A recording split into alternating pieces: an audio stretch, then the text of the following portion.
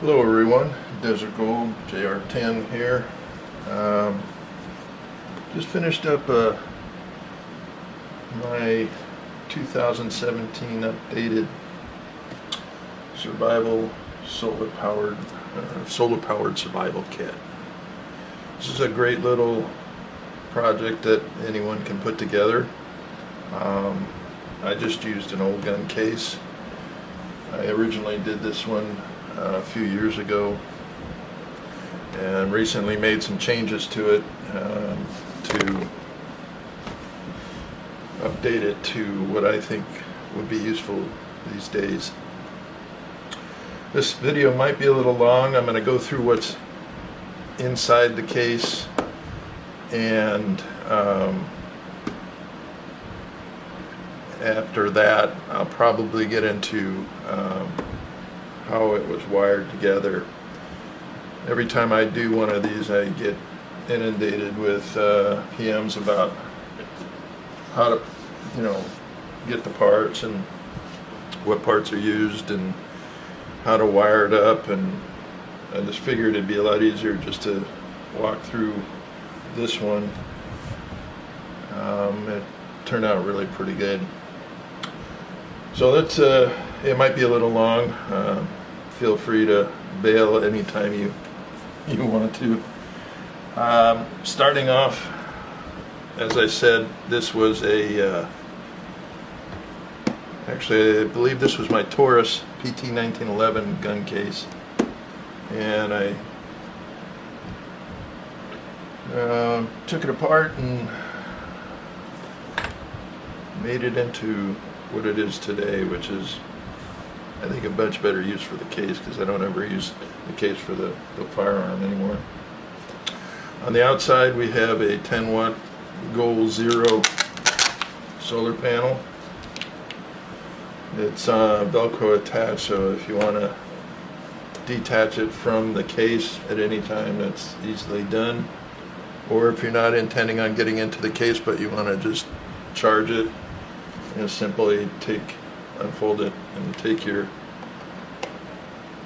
plug and plug it into the side DC port, and just let it sit and charge and forget about it.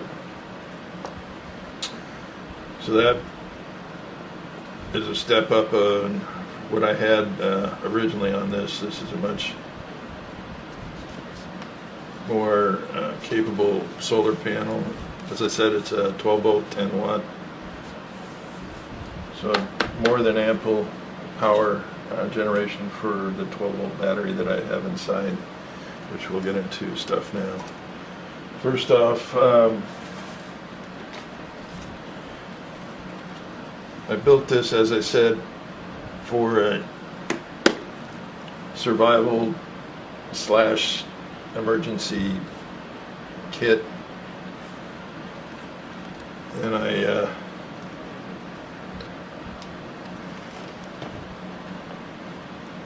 decided to take some shortcuts. One of the shortcuts that I took was for the medical needs. I ordered a military IFAK refill kit. Normally they come with a a MOLLE bag or something like that. I didn't need that. I just got the refill, which saved quite a bit of money. This is what, from the is it the Skinny Physician, I guess, military IFAK refill. Nice comprehensive medical kit, covers a lot of essentials, as you can see.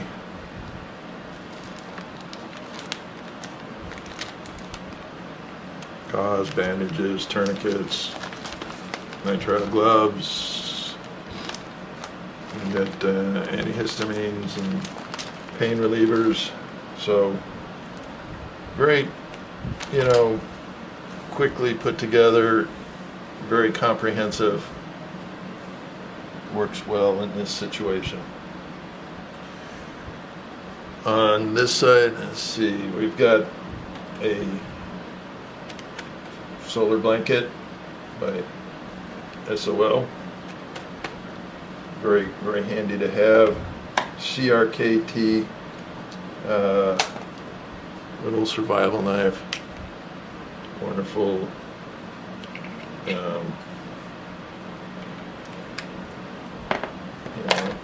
Grab it at a moment's notice. Got 8 ounces of water here. Get you going so that you can have the resources to search for water supplies. With that being said, got the Frontier filter straw, and we also have a water collection bag for that purpose.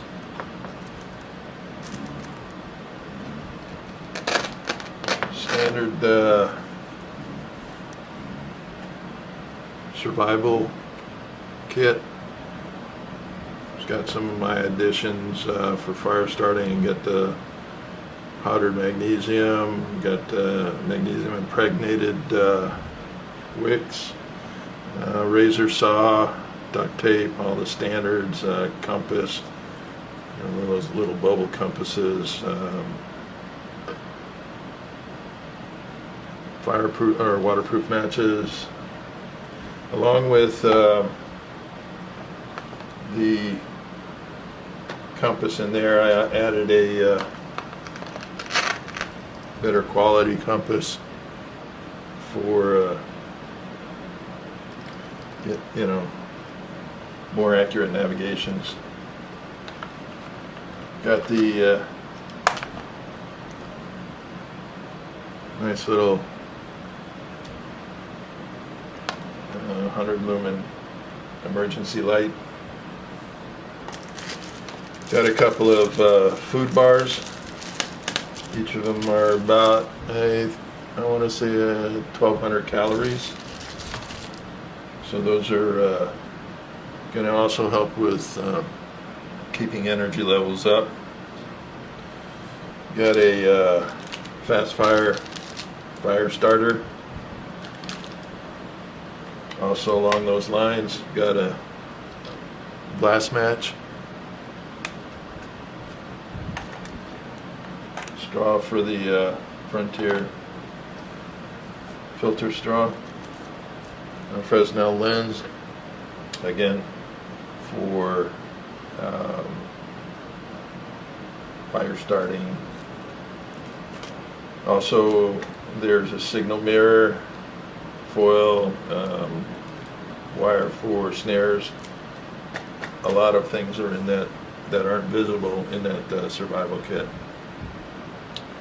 Now we get down to the guts of how this system works. This is a 12 volt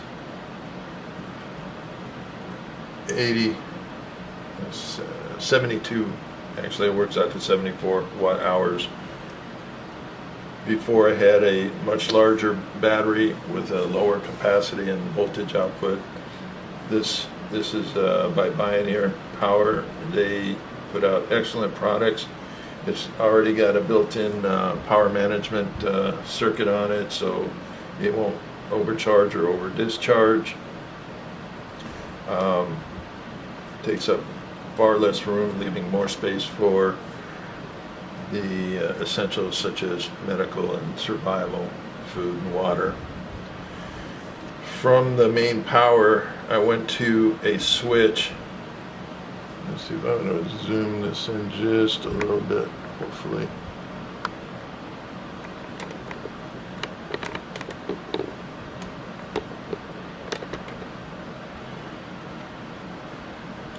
I went to a main power switch so that the battery wasn't always active when not in use, and that is simply turned on right on the side of the case. We have a solar charge controller, PCM charge controller, very very nice, capable charge controller for this setup. You have solar input, battery, and load output. So what I did is I ran from the switch. Down here we have your, let's get this around here. It runs into a step-down circuit for the light that I've also mounted in the case. Let's see if we can get that in the camera there. This is a very bright light. It's actually a 1,000,000 microlumen light, but ironically it won't take more than 3.2 volts, so you have to step the voltage down, otherwise it'll burn out. So that's the purpose of this step down circuit. So from 3.2 you have access to the light, which I don't know if you can see that. In the nighttime this is very bright. Some of my older videos you can see that demonstrated a little better. And then we have your solar or battery charging. Actually, this is the solar charging port. It comes off. You can plug, as I showed you in the beginning, you can plug the solar panel in to this port. It runs back to the charge controller and keeps the battery charged. See if I can get this up here.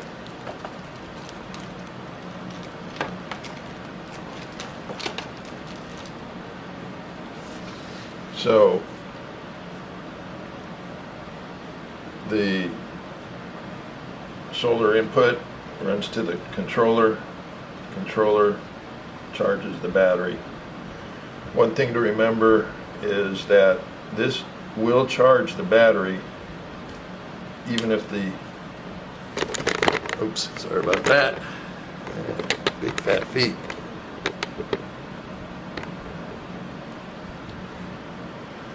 This will charge the battery with the switch off or on. So also branching off of the load is the USB DC to DC boost controller for the iPhone. Almost all of these boost controllers, like this one here, will charge most devices, like the Androids and other tablets out there, but iPhone's got their little proprietary setup that certain resistors have to be in place for it to recognize the iPhone. Excuse me. The ironic thing about this is we ran through this circuit to drop this voltage down to 3.2 volts, but now iPhones require over 5 volts. 5.1 is preferable.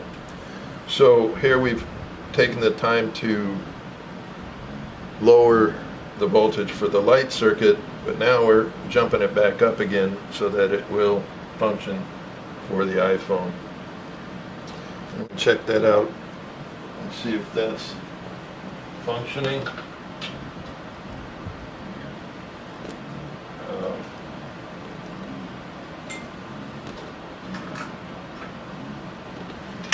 Simply by plugging it in. So we plugged in, powered on.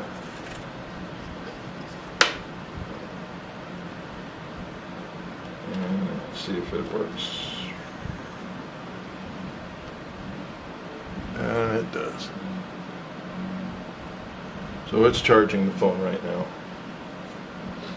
And the neat thing about this is your DC port on the side here is still active, so you can be charging your phone, and I can plug in, oh, let's say, how about an inverter?